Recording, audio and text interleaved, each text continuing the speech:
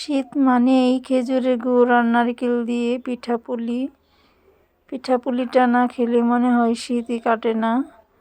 আলহামদুলিল্লাহ, আমি এখন পিঠাপুলির জন্য নারকেল কোরানো আর খেজুরের গুড় দুইটা একসাথে আমি পুর বানিয়ে নিচ্ছি পিঠার জন্য। আমি একটা ফ্রাই প্যানে এগুলি ভেজে নিচ্ছি, পুরটা বানিয়ে নিব। ভালো করে ভেজে গুড় আর নারকেল একসাথে আমি পুরটা বানিয়ে নিব। গুড়ের যে পানিটা আছে এগুলো আমি শুকিয়ে ভেজে নিচ্ছি।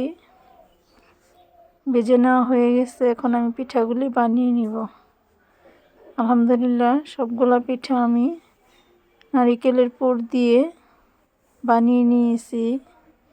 দেখেন কতটা সুন্দর হয়েছে। পিঠাগুলি আমি এখন বানিয়ে নিয়েছি।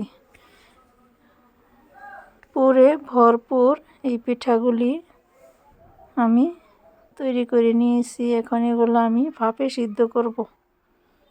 খেজুরের গুড় আর নারকেলের কোরানো দিয়ে একসাথে এই পুরটা দিয়ে আমি পিঠাগুলি বানিয়ে নিয়েছি। আলহামদুলিল্লাহ, শীতে এরকম পিঠা খেতে খুবই ভালো লাগে। সবগুলো পিঠা আমি ভাপ দিয়ে নিয়েছি। এই যে ভাপিয়ে নিয়েছি পিঠাগুলি, এরকম হয়েছে। এটার ভিতরে একদম রসালো, রসে ভরপুর, খেতে খুবই ভালো লাগে। আমার তো খুবই পছন্দ। আলহামদুলিল্লাহ।